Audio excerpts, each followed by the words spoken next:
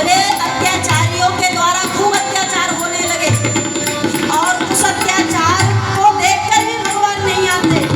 लेकिन उस अत्याचार से अगर कोई संत रो दिया, अगर कोई भक्त रो दिया, अगर पापियों के पाप से धरती रो दी, अगर अत्याचारी आदताइयों के अत्याचार से कोई भक्त रो दिया, तब भगवान सहन कर नहीं पाते और धरती पर आ जाते हैं। बाबा कहते हैं करहे आने जाए नहीं पर सीधा ही बीता भेनु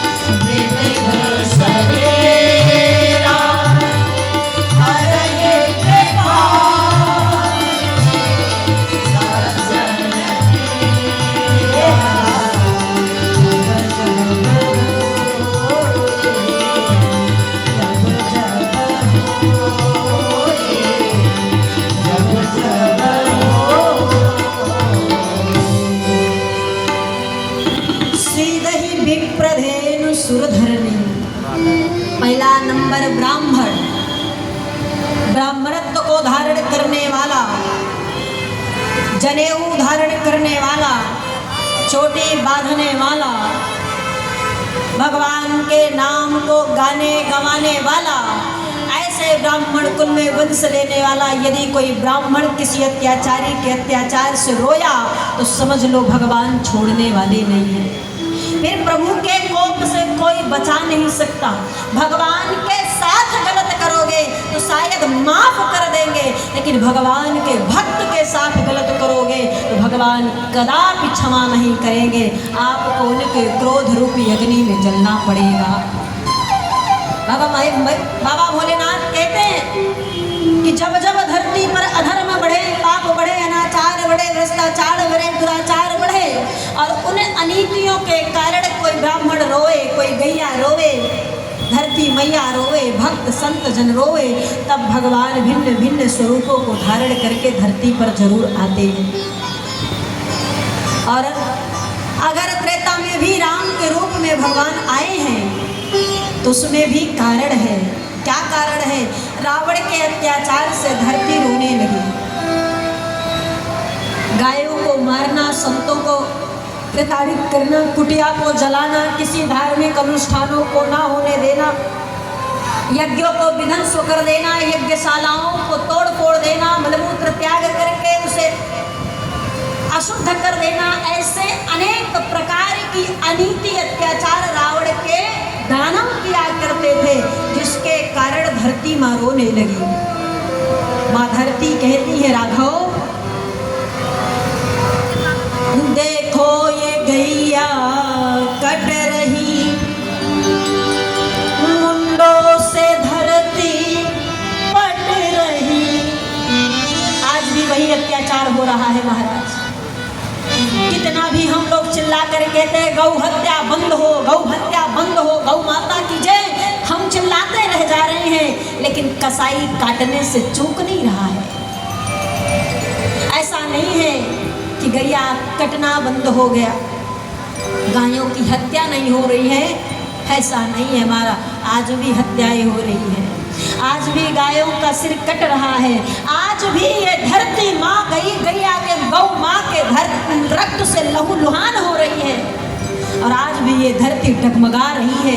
अनेक प्रकार के आंधी तूफान, भूचाल, भूमंडल डोलने वाला भूकंप यदि आ रहा है, ये धरती जब इस पाप को नहीं सहन कर पाती तो ये भी डगमगाती है। ये प्रकृति जब करवट बदलती है तो समझ लो पाप बढ़ रहा, ये सब संभाल नहीं पा रही है, और बार बार परमात्मा को पुकार रही, प्रभु संभाल लो अन्यथा सब नष्ट हो जाएगा। एक गाय जो पूरा जीवन सूखा चारा खा करके आपको दूध दही मक्खन घी छाछ यहाँ तक कि गौमूत्र गोबर भी हमारे जीवन में उपयोगी हुआ करता है, मरते मरते तक हमारे उपयोग में है वो, लेकिन फिर भी हमारी तृप्त नहीं हो रही आत्मा, हमारा मन नहीं भर रहा है। जो कुछ बचा है हाड़ मांस वो भी हम कटने के लिए चंद पैसों में बेच दे रहे हैं। चंद पैसों की लालच में, कुछ पैसों 5,000 10,000 में क्या बना लोगे महल अटारी महाराज, लेकिन अपना जन्म जरूर बिगाड़ लोगे, ये ध्यान रखिएगा। उस 5-10 हज़ार में आपका महल नहीं बनेगा, लेकिन आपकी आने वाली पीढ़ियां बिगड़ सकती हैं, आपका खानदान मिट सकता है, आपका समूल नष्ट हो सकता है, क्योंकि गाय माँ है और 33 कोटि देवता हमारे गौ माँ में निवास करते हैं। आप पत्थर भले पूजिए, लेकिन अगर गौ माँ कट रही है तो आपको कोई लाभ जीवन में मिलने वाला नहीं, समूल नाश होगा महाराज। धरती रो रो कर प्रभु को पुकारती, प्रभु देखो ये गैया कट रही, मुंडों से धरती पट रही, इसलिए नाथ अब हाथ धनुष और बाढ़ लो, अवतार लो अवतार, रघुनाथ सर्व सुधार दो, अवतार लो अवतार। नहीं अवतार लेते तो नाथ है हम संतों के जीवन में, हम संतों में इतना बल पराक्रम पौरुष भर दीजिए कि हम ही हुंकार भर ले।